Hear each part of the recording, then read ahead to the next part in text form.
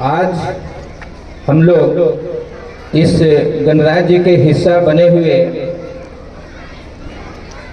74 वर्ष कंप्लीट कर लिया। बच्चों, ये दो जो फेस्टिवल्स हम लोगों के लिए अहम है, खास करके एजुकेशनल इंस्टीट्यूशन के लिए 15 अगस्त एंड 26 जनवरी। इसमें एक और हम लोग जोड़ सकते हैं 26 नवंबर 1949 को इंक्लूड कर सकते हैं। ये समझना है कि 2 दिन जो हम लोग आते हैं, क्या इसकी सेलिब्रेशन एक ही जैसी होनी चाहिए या दोनों अलग चीज़ें हैं। ये अपने दिलो दिमाग में बैठा करके आवें कि जब हम कॉलोनी थे 1947 के पहले, जब मुझे आज़ादी मिली 1947 में, फिर हम लोग आज़ाद तो हो गए।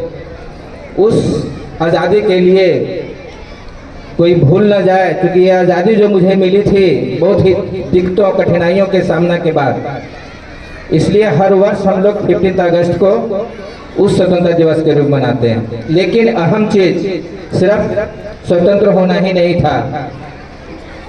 तो हमारे भीम राव अम्बेडकर के नेतृत्व में एक ऐसा संविधान का गठन किया गया जिसमें सिर्फ हमारा शासन ही हमारे हैंड में न हो, जबकि हमारा जो राष्ट्र के अध्यक्ष है, जो हमारे राज्य का अध्यक्ष होगा, जो हमारे देश का अध्यक्ष होगा, वो भी हम लोगों के द्वारा ही, गण के द्वारा ही निर्वाचित होगा।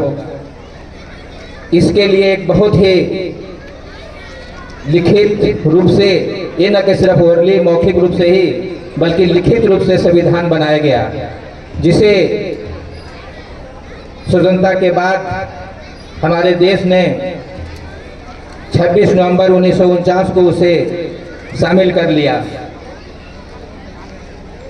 पर उसे लागू 26 जनवरी 1950 से किया गया। अब ये दिखाने के लिए कि हम सिर्फ स्वतंत्र ही नहीं हैं, हमारा जो देश का हेड होगा, जो अध्यक्ष होगा, वो भी हम लोगों के द्वारा ही चुना हुआ होगा। सिर्फ शासनाध्यक्ष ही नहीं, बल्कि राष्ट्राध्यक्ष भी हमारा जो होगा वह चुना हुआ होगा।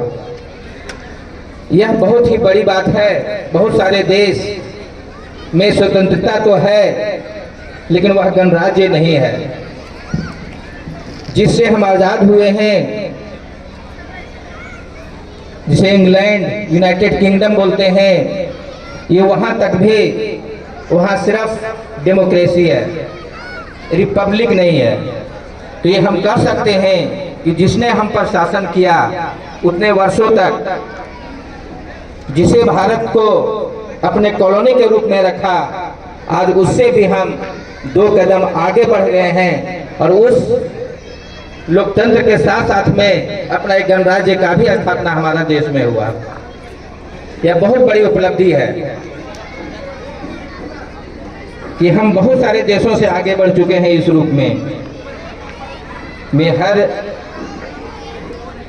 दिवस के रूप में एक बार फिर कहना चाहूँगा इसी से रिलेटेड, यह जो लोकतंत्र और ये जो गणतंत्र है, ये आम लोगों का सिस्टम है।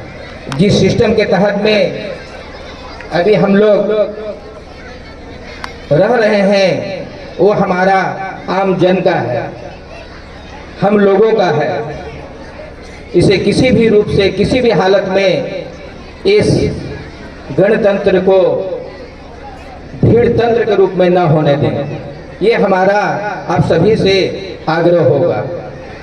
भीड़तंत्र कहने का तात्पर्य है जबरदस्ती का बहुमत।